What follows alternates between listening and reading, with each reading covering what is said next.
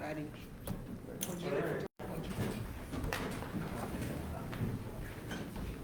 Pledge allegiance to the flag of the United States of America and to the republic for which it stands, one nation, under God, indivisible, with liberty and justice for all.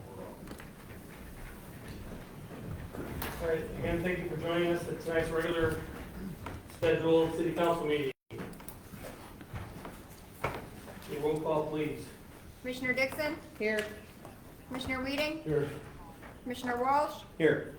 Commissioner Michael? Here. Mayor Lyons? Here. We have a quorum. All right, next on the agenda, we have public comment. If anybody has any public comment, we have a 3-minute max to state your name, your address, and again, you have a three-minute max. Anybody has anything for public comment today? Okay. Next up on the agenda is approval of minutes. I need a motion to approve the minutes of the last regular council meeting that took place on April 28, 2006. I'll make that motion. I'll second. Commissioner Dixon? Yes. Commissioner Michael? Yes. Commissioner Weeding? Abstain. Commissioner Walsh? Yes. Mayor Lyons? Yes. Motion carries. Okay, next on the agenda, we have reports by city officials. I'm up first. Under my report, I'm going to have, is it DC, right? Deputy Chief Mike Humble, or? Yes, sir. All right. If you can come up, you're going to talk about your next meeting. All right, if it's okay, I'm gonna take the corner over here. Yeah. I'm kinda loud, so I think I can do it without the mic. Good evening, everybody. My name is Mike Pemble. If you don't know me, I'm the Deputy Chief of the Fire Department here in town. So I'd like to thank Mayor Lyons for a few minutes, as well as the council, all the community members in attendance. I have a script that I'm gonna go over here in the interest of your time, and so I don't go off track. Over the past several months, the Braidwood Fire Protection District has been conducting our Planning for a Safer Future. It's a community engagement program to involve residents directing and planning the future of the fire and emergency medical services in our community. Through a series of workshops, and I see several members in attendance have attended some of those, so thank you. It's nice seeing you again this evening. Through those workshops, residents have learned about the district's increasing call volume, aging equipment, staffing challenges, response capabilities, and the financial pressures facing the fire district.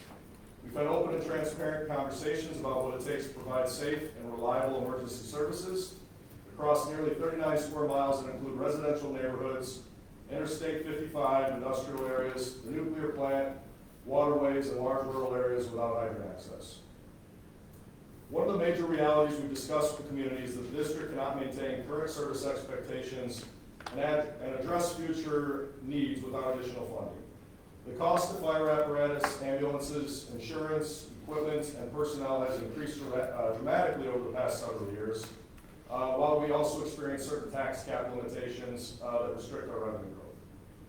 As part of this process, we've shared that the district may need to ask voters to consider a tax increase in order to responsibly address these long-term challenges.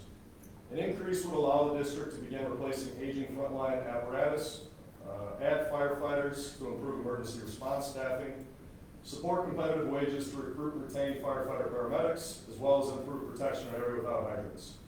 This would ensure long-term financial stability for emergency services.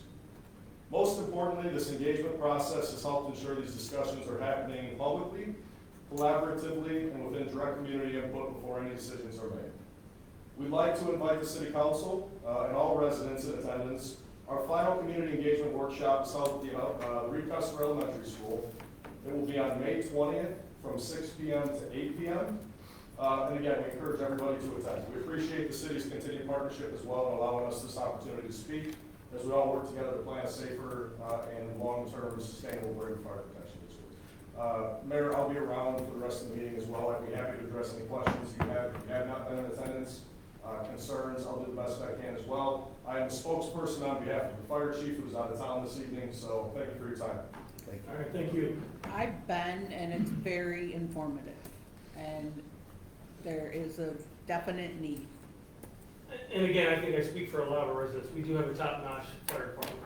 We are very blessed with the fire department that we have in our community, as well as our police department. So we're lucky to have you guys. So hopefully things work out Thank you both. with us. But good job for you guys.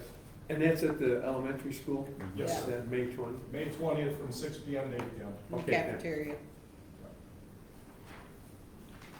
All right, I also wanted to address something from my report. Again, I'm kind of new at this, so I'm getting an understanding of how things work when it comes to water billing, so I've kind of prepared a statement. The city would like to make the residents aware of some recent water bills that might be higher or lower than normal due to malfunctioning water meters. During the time these meters were not operating correctly, the water department had to estimate the water usage in order to generate a monthly bill. The city has made numerous attempts to contact residents with these malfunctioning meters. Unfortunately, many residents do not respond to our efforts to resolve this issue. However, the city continues working with residents to replace these faulty meters so we can get accurate water readings can be obtained moving forward. Now that the functioning meters are being installed, some accounts may show some adjustments based on the actual water usage. So if your account was underbilled, which some of them were, during the estimated billing period, you will be responsible for paying the remaining balance. And with that being said, sometimes we're going back 3 or 4 years where none of us were even on the city council. They were estimating your bill. So now that we are replacing them and putting new water meters in, we're getting accurate readings. So we get this reading how much they owe, so what they paid, we are subtracting, and we're coming up with a value amount for the water bill they owe. We've done probably like 6 or 7 of them, and we're working. If somebody can't pay it, we're not shutting off the water. I mean, we're allowing them, under these circumstances, to get into a payment process so we don't shut any water off. And again, this is something, prior to us getting here, they were attempting to get this done and get these fixed. If your account was overbilled, which some of them have been overbilled, overpayment, it'll be applied as a credit to your account. We understand the situation is frustrating to some of our residents, and we appreciate the patience and understanding as we work to ensure all accounts are billed accurately and fairly. If you have any questions, please contact us at City Hall, and so we can clarify some things, because again, with social media, misinformation gets out there. This is something that's been going on the last 3 to 4 or 5 city councils. We are trying to update our equipment. It is aging. So we have to make it, the water department, they give an estimate. So that's the estimate, otherwise we can't bill you if we don't estimate it. So once we get in and we up to date the equipment, now we get the reading of what they've been using from the water meter. So that's where we're at with that. I just want people to understand and some clarity of why their bills are off. I think we had a total maybe around approximately 30. Yeah, it's. Does that sound about right? It's better. Approximately 30. Yeah, And we're working with everybody. So if did I leave anything else, Steve or Liz, or if you guys have anything to add to that? No, I think it's good to get like everybody, what's going on with it. So they understand, yeah. So I just want clarification, and then people that are upset that the water bills, the girls have documentation, again, this is prior to us even getting here. There's documentation where they sent out letters and made phone calls. So there's documentation on everybody, we tried to get into residents to get the stuff updated, it just didn't work out scheduling wise, or they just didn't contact us. So now that we're getting in, we're just getting up-to-date information, and their water bills getting adjusted, and we're working with them. I just wanted everyone for clarification, so thank you on that. And again, if you have any questions, contact any of us or contact City Hall if you need more clarification on that. Next thing I have, the police department, fascia soffit, got the floors waxed, we've done some painting at City Hall. The mayor's office got repainted, our conference room got painted because we do host a lot of meetings in there, we wanted to make sure it looked nice and professional. Thank you, Chief Allen, for spearheading that project. Appreciate you getting that done. What else? Oh, Steve and I, we met with a couple possible, we're trying to do some things to take care of our abandoned buildings, and one of them is a restaurant on Main Street. So we met with the owner and we asked him, we met with several different people and had meetings with them to try to get another restaurant downtown in Braidwood. And their concern was the condition of the building. So we've been working with the owner of the building, he's cleaning up, to go down there, he's cleaned up the back of the building, he's had cleaning crews inside. We're trying to get that occupied some sort of a restaurant in there, so it just doesn't sit vacant on our Main Street downtown area. Okay, the cop, we're gonna handle that. Yeah, that's just it, that's my reports for today. Next on the agenda is city management consultant, you're up next. So I just want to echo what the mayor said about Chief Allen, taking the painting project under his wing. So with that, I'd like to make a motion to appoint Chief Allen the chief painter of Braidwood. I didn't live in You're not a Rush. general contractor, he didn't really do the work. No. Although he did put together a desk in the office that said it took him a few hours. So we know we can put together stuff now. The first item, request a motion to approve ordinance 2026-30, repealing section 2-205, Citizens Beautification Commission in the City of Braidwood's Code of Ordinances. Brian and I talked to Karen just real briefly in between meetings about trying to figure out what we do with the committee versus a more formal. I can have a motion for repealing that ordinance. I'll make a motion. Second. Commissioner Dixon? Yes. Commissioner Walsh? Yes. Commissioner Weeding? Yes. Commissioner Michael? Yes. Mayor Lyons? Yes. Motion carries. Thank you. Next one will be request a motion to approve ordinance 2026-31, waiving competitive bidding and approving the purchase, order, and lease of a 2024 VACCON combination sewer cleaner from EJ Equipment, Inc., and authorize the disposal of personal property owned by the city of Braidwood, which is the old VACCON. I think Rob did a great job explaining the need for this particular piece of equipment. I'll make that motion. I'll second.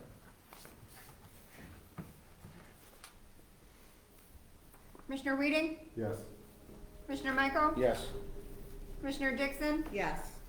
Commissioner Walsh? Yes. Mayor Lyons? Yes. Motion carries. All right, my report, just a couple quick things here. One is we held a development review committee meeting last Tuesday, a week ago today. We had Mr. Ginta present the 76-acre, 80-acre proposal for a mixed-use development east on Division, kind of across from Easy Street, somewhere right in that area, not exactly, but in that area. His plan is to do commercial on the frontage of Division, do multifamily, which would be townhomes or duplexes, right after as we're headed east, right after the commercial. He would have a senior living complex, which he's looking to, he's got a contractor who'd like to build a really nice 55 and over community. And then you'd go to single family as you transition towards Second Street, is that the Second Street?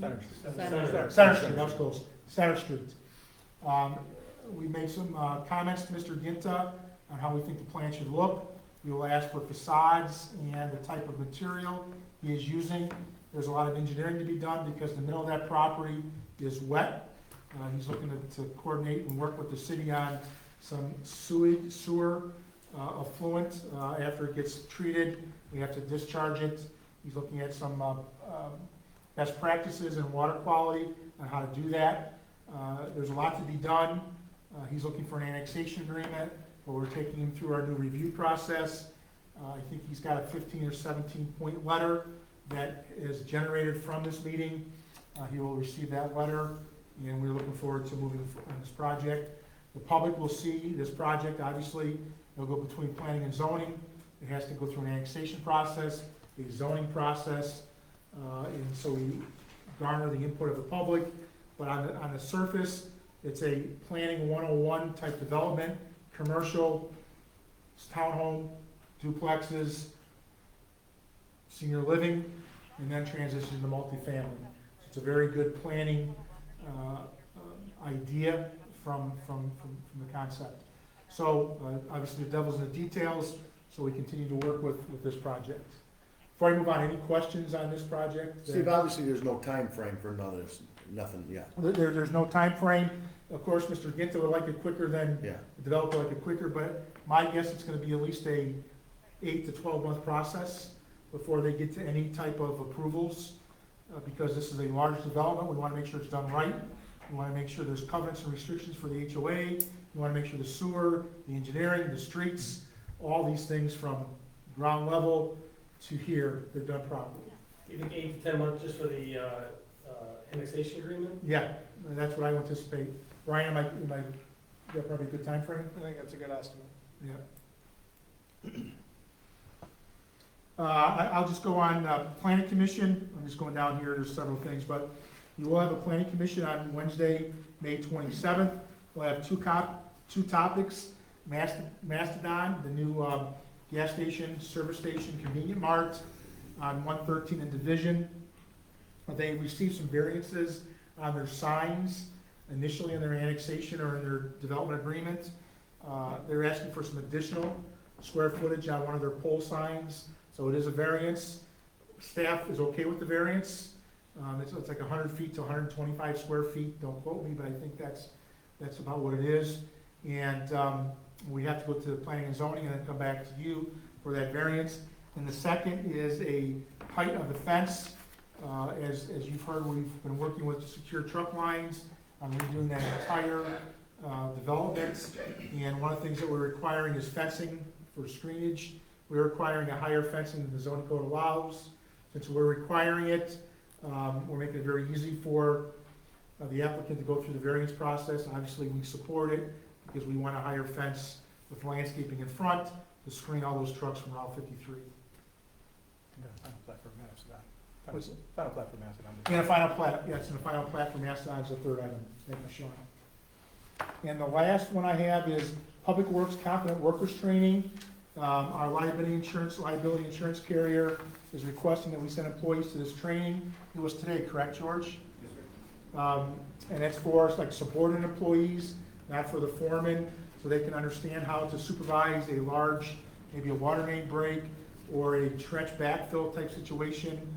They can learn the safety requirements, and so these individuals can then be on site and be the competent person that can direct the safety as the project continues. And they attended, we had 3 people attend today? Two people attend today. Any questions? Steve, what time is that planning meeting, Wednesday, May? It is 7 o'clock, correct, Sarah? Yes. 7 o'clock on the 28th. Okay, thanks.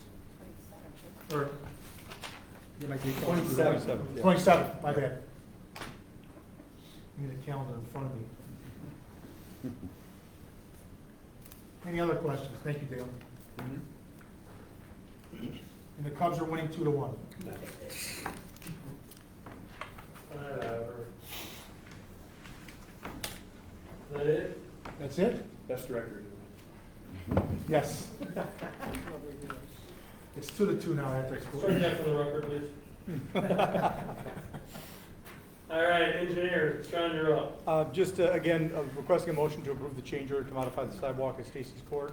Again, once we get this completed, we'll address any remaining outstanding landscaping touch-ups, and then we can wrap this project up here, hopefully, yet this month. All right, thank you. Motion. So I need a motion. We I'll need a make a motion. motion. Who's making the motion? I will. I'll second it. Commissioner Michael? Yes. Commissioner Dixon? Yes. Commissioner Weeding? I just got a question, are there more cost-effective options than 20 grand for engineering? Basically, we're creating some drainage ditches, and I just thought that was a little steep. The only other solution is really to leave it as it is right now and just address the landscaping. You'll have ponding periodically, whatever else. It functions, it just, you do have times where, especially in the wintertime, in that freeze-thaw cycle, you're gonna have, that ground shifts around, everything's very flat out there. So it's just not a very effective drainage system out there. The only way to really solve that is probably see if you can lower those culverts or whatever else, but again, we're on private property now. I'm not sure how all that was done in the past, so it's a ball of yarn. How far do you wanna sort of pull it? It wasn't a good design to begin with, Way back when it was. way back when it was developed, and we're trying to make a better situation out of a bad one. Sean and I don't know if Sean was there, but I think Todd and I went there about 3 weeks after a big rainstorm. All the mud washed down, the sidewalk was under, I mean, it was not pretty. And I don't know how to solve that problem without retaining walls or some type of a pipe. There's not an easy fix. Great question, but it's not an easy fix. Okay, now or 10 more later? And the whole idea of the project was to keep it away from the sidewalks and the street, because it was buckling up so badly. I guess my question is, when we did that, why didn't we do that before we did all this work? Now we're kind of double. Because we tried to save money. Right. We tried to save money and hopefully, it didn't work. Thank you. I'll abstain. Commissioner Walsh? Yes. Mayor Lyons? Yes. Motion carries. All right, next on the agenda is city attorney. I'm requesting a motion to approve resolution 2026-06 of the city of Braidwood in support of the municipal authority on land use and zoning. I'll make the motion. I'll second. Commissioner Walsh? Yes. Commissioner Weeding? Yes. Commissioner Dixon? Yes. Commissioner Michael? Yes. Mayor Lyons? Yes. Motion carries. That's all I have, Mayor, thank you. What's that? That's all that I have, Mayor. All Thank right, thank you. Okay, next on the agenda is reports by city commissioners. So accounts and finance, Liz, you're up first. I'll make a motion to approve payments of the bills in the amount of $227,540.09. I'll second. Commissioner Dixon? Yes. Commissioner Michael? Yes. Commissioner Weeding? Yes. Commissioner Walsh? Yes. Mayor Lyons? Yes. Motion carries. I'll make a motion to approve payroll in the amount of $121,877.50. I'll second. Commissioner Dixon? Yes. Commissioner Weeding? Yes. Commissioner Walsh? Yes. Commissioner Michael? Yes. Mayor Lyons? Yes. Motion carries. And I have a motion to increase the rate of commercial sewage dumpage at the sewer plant from $100 a truckload to $125 a truckload. We've discussed this at the cow. We're gonna look at a way to do it for pounds. So I would like to make a motion to approve the ordinance amending section 86-147 to increase waste hauler disposal rate from $100 to $125 per truckload. I'll make the motion. I'll second. Sorry. Commissioner Dixon? Yes. Commissioner Michael? Yes. Commissioner Weeding? Yes. Commissioner Walsh? Yes. Mayor Lyons? Yes. Motion carries. So tonight, I thought, since it's the beginning of the new year, I thought I'd give you a little rundown on what finance did over last year in '26. Okay, which one was it? So, oops, I forgot to capture it. Donna Geis retired this year with 20-plus years in the water department. Well, not in the water department, but with the city. So that was a milestone. And we hired a new water billing clerk, and she has been working out fantastic. She's very meticulous, makes sure that everybody's getting every penny that they are due on their water bills. We purchased a new copier because the old one was falling apart. And we worked on several water bill issues, as the mayor mentioned, and we've had people who constantly pay their water bills late and things like that. So, and we're also asking that the city citizens go to the city's website and sign up for online billing payment. This helps with making sure that your bill is on time and save you the late fees, getting your water shut off, and shut-off fees that come with non-payment of your bill. It's not that hard.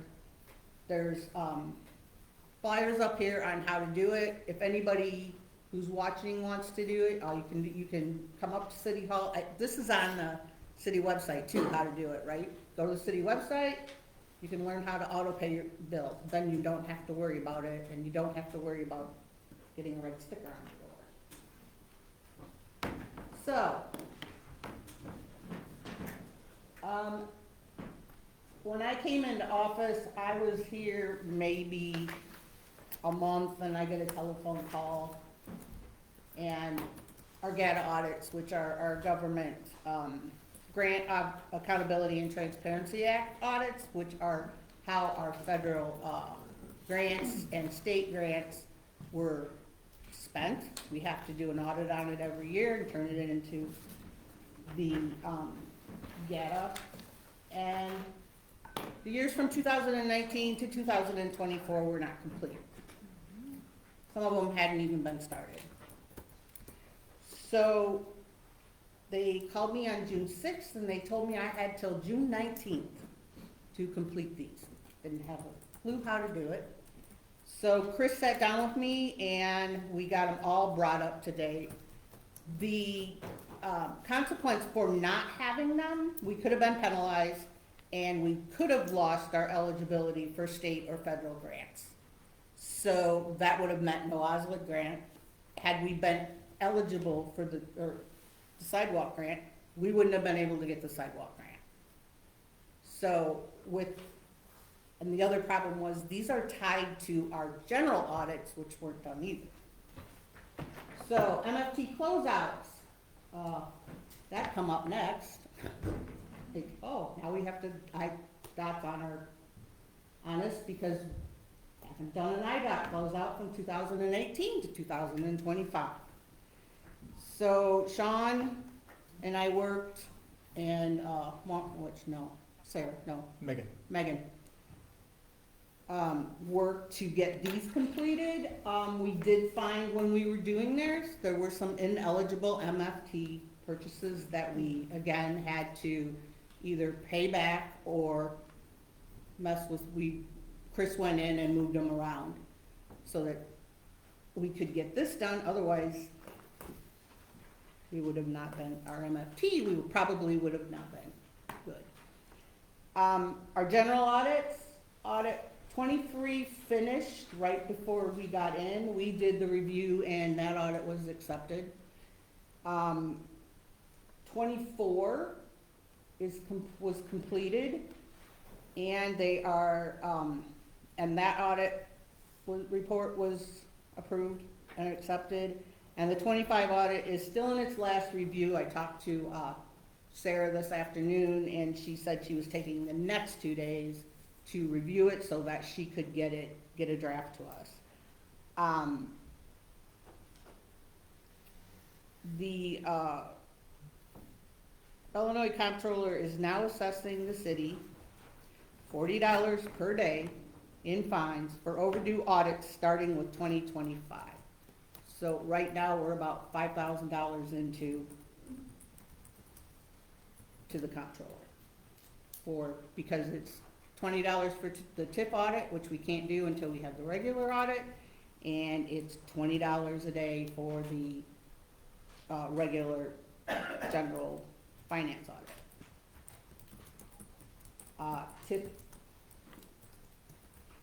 TIF 3, oh no, where did TIF 3 go?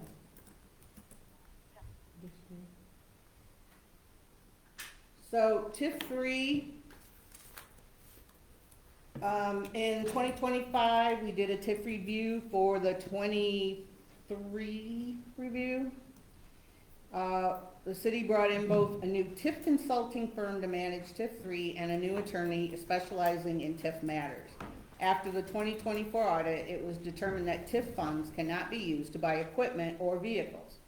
Working with legal advisors, the city decided the best course of action was to reimburse those expenses. We collaborated closely with our lawyers to create a plan that fully meets our obligations to the TIF fund.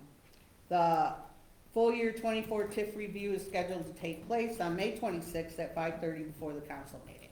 So we still will have 2025 TIF review, which is going to be late, and they'll be calling. They've been calling about this one. Park District, we approved a 1% sales tax to go to the Park District. And we jointly had a 5-year comprehensive plan completed for additions to the Park District, along with signing a intergovernmental agreement. So, major purchases that we had over the, oh, I can do this one too. 27 budget was, completed, balance for 2027, and we had more than 5 million capital projects and major purchases.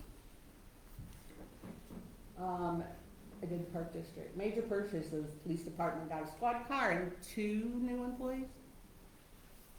One. One? Okay. We repaired 3 streets, which were Stacy Court, East Third Street, and Vita Lane. There was a new roll-up door for the salt dome.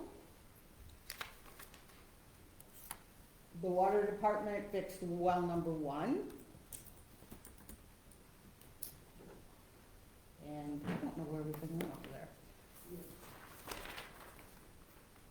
They fixed well number 1, which had been leaking since January, right, and completed in April. We put new roofs on the, 3 public works buildings. and a roll-up door on the salt dome. There's, lift station was repaired, and we're getting the generators. So, And that comes out of last year's budget, right, the general? that all comes out of, it'll all be accrued and taken out of next year's, or last year's budget. And the zoning department, we began recording, tracking, and invoicing new developments for professional fees. I knew that this was going on, we were having professional fees, but when I went in and asked how we were tracking it, there was no tracking system. So I was like, well, that's not gonna work, because people are gonna wanna know where their money is. So these are fees that include engineering fees, attorney fees, and inspection fees related to the project. So that's just a little snapshot of where your money's gone for the last year. I'm done. All right, thank you. All right, next Commissioner's report is streets and public improvements. Yeah, Mayor, we're filling some culverts along West Main Street, some deep culverts out there, almost as far west as you can go on Main Street, near Ultimate Rides. They'll also be finishing the culvert along Ultimate Rides, there's some pipes sitting in the field there. And also, we're looking for summer help. I forgot to mention that the summer help need to have a driver's license. We've only had 1 application so far, but anyway, just basically taking the water tanker truck, up and down the street, watering flowers, doing weed whacking, basic work. And also, I did a little bit more research with the question that Commissioner Dixon had about the competitive bidding for the roofs at the salt barn and over at Public Works. There's a shortage, really, in this country of skilled workers, to the tune of 5 million plus. Union qualified workers. Roofers are having a problem just like every other contractor. Anybody that has a business, it's extremely difficult to keep good workers, to find good workers and to keep good workers. And in turn, for municipalities like us to find the companies with these people. So last night I spoke to the president of the Roofers Association in the state of Colorado. He's a friend of mine. He lobbies at the state capitol in Denver against more and more regulations in his state. And Colorado's similar to Illinois. So I'm sure if they're having those problems in Colorado, they're having the problems here in Illinois too. But it's just, and the fourth thing is just to expedite the work. We're looking for all these companies to bid. It drags the process along. We also negotiated, we negotiated some things to get this done too. And that's good. Yeah. And I understand all that. My problem is that if we have a purchase policy that says we bid over 25,000 and we're not, then we don't need to have that in there. Because every time it comes up over 25,000, it looks like we're waiving bids. It does, we do that a lot. Yeah, We do but waive so why do competitive we- bidding. Why do we say we have to have a bid? You might be right, it might be an antiquated, Well, that's- law that we Let have. me correct, That's let me So we're just, transparent about it. yeah, so let we're me making just why. clarify. So the purchasing policy does allow anything over 25,000 to be bid, or it says in there, a waiver by the city council must be undertaken. So there is a provision in the purchasing policy that allows the waiving of the bid. For an emergency. It says emergency. Well, it could be, yeah, it could be, it could be It says anything. emergency. It could say, yeah, it could say emergency, but it's, again, I think we talked about this last time, and I agree with Dale. We have 2 or 3 bidders that might bid on a project, right? And it's very difficult for some of these guys to even want to bid on a project. And we are very pro-union, so we want to make sure they're union contractors.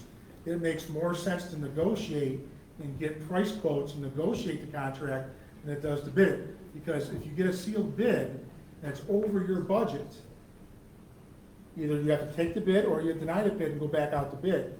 We experienced that with the generators. The generators were $1 million whatever. We rejected the bids, we went back and negotiated it, and we got it down to 800,000 and change. So negotiating sometimes works, especially on larger projects where you have a very few bidders. And, you know, and that's just, No, and I get all that. yeah, and that's just the way of the world. I think from memory, we made that language match the language in the municipal code too. Yeah. It's just something that. Well, I If did you- some research and I just thought I'd share it. Also, when they find out, my contacted in Colorado, when they find out it's in a TIF district, the price goes way up. Our original bid, I believe, on the salt house, the salt shed was 35,000. Well, it's 60,000 more than that now. So. And we're using union labor, right? Yes. The first bid was a non-union Yeah, contractor. and workers' comp and everything comes Right. into play. Right. So, but, anyway, I just thought I'd share that information, that's all I had. All right, thank you. Do you have anything else, real quick, before I move on? No. Public building and property. This kind of pertains to the discussion we were just having. I had a tough time finding quotes for the food pantry steps and ramp. You know, there's particulars, but we're limited on the footprint, the square footage. I did get 3 bids. It took a lot of work to get 3 bids, so I agree with them. It's very difficult. But we have changed kind of the design of it, so I gotta go back to 2 companies that redesign it, rebid it. Hopefully within the next week or so, I should have some final numbers to present. Did they kind of tell you what they update, what they want, okay. Yeah. So the ramp would come along the house, away from the house, and then to the street. The stairs would pretty much be where they're at, but that would leave that center opening for a little garden plot, potted plants, some beautification. Yeah, So today, I got the 3rd bid with how we want it, and it was up and down. They wanted it this way, they wanted it this way. So the 2 first guys that bid it, now I gotta go back to them and say, hey, this is what the food pantry. it's gonna be cheaper, right? I mean, It's all the same material. I don't think it's gonna be cheaper. We're rearranging the materials, all we're doing. The handicap rack's gotta be 1 inch per foot drop, and we run out of room going over to the parking lot behind City Hall here. And so we're gonna, have a plan put together with stairs going up where they are, the ramp going along the side of the house the way it is, but instead of going directly next to the, existing ramp, we're gonna bring it out to the sidewalk, so they can have a garden area in the middle. So tomorrow I'll start reaching out to the other 2 guys to report it, so by the next meeting. I know you talked about some of this, Steve, on your report. We do got 2 employees in CDL, it's approximately 6 to 8 weeks. Well, 4, Rob and his crew have been really working on it. They've been, they find one thing and then they find another, so we're waiting for some answers on what we can do to resolve that issue, right? They're thinking with the monitors that we had and some of the SCADA stuff when we went back, it looks like the voltage has dropped from Kamala Edison. We're not Okay. getting a good 480, 490. Right. When the pump is running, we're in the 450 range, and the motor savers are shutting down, hoping that to short the motor out. So, the next thing is try to convince ComEd to come out and say, hey, you might have a problem here. Good luck, right? Yeah. Thanks, Rod. That's all I have, Mayor. All right, thank you. Public health and safety. All right, I got the police activity report from April 28th to May 11th. We had calls of service, we had 281. We had 34 case reports. Total subject arrested were 10. Total arrest charges were 16. Total number of traffic stops was 106, and there was 35 citations issued. We had 52 written warnings, one semi-truck violation, and total number of P tickets were 15. And for the code enforcement, for ordinance 2535, we had for abandoned and improper vehicles brought into compliance on private property, we had a total of 9, and we had 1 by tow. And some additional police department activity. The police department is participating in a couple of community events this week. On Thursday night, May 14th, our officers are hosting a free throw contest for areas 4th through 8th graders at the Reed Custer Elementary School. And on Friday, May 15th, our officers are joining Wilmington Police Department at the 23rd Annual Cop on Top. The Braidwood officers will be on the roof of the Diamond Dunkin' Donuts Friday morning raising money for Illinois Special Olympics. Anyone wishing to donate to the great cause can go to Dunkin's on Friday morning or visit the police department Facebook page for the donation link. And that's all I have, Mayor. All right, thank you. Before I play the zoning, I gotta read something real quick. Danita from the Braidwood Area Health Community Coalition sent me a text. She was not able to make it tonight, so she did text us to read something to, so the Braidwood Area Health Community Coalition has Route 66, t-shirts left over from the red carpet, over the weekend. These t-shirts are available for a $20 donation and in sizes small through 2 extra large. T-shirts are available at the BAHCC office at 465 East Reed Street, or you can call there at 815-390-5024 to arrange purchasing a t-shirt. Your donation supports your local coalition and the work we do to promote healthy choices, support the youth and the families, and strengthen our community. Thank you for all the continued support for the work we do in our community. Obviously, they do a great job. Also, nice t-shirts. You can buy them there for $20. So, next up on the agenda is going to be old business. Planning zone. Planning. Nothing to report today. As Steve had brought up, our next meeting is May 27th at 7 p.m. There'll be 2 items on the agenda we mentioned, so it's interesting. You can...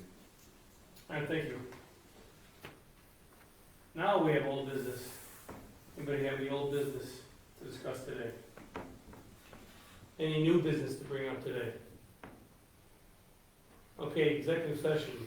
I need a motion to go into executive session to discuss the appointment, employment, compensation, discipline, performance, or dismissal of specific employees and not pending probable imminent litigation against affecting or behalf of the city. Do I have a motion to go into executive session? I'll make the motion. I'll second it. There'll be no announcements or anything Yeah. afterwards. Commissioner Michael? Yes. Commissioner Dixon? Yes. Commissioner Weeding?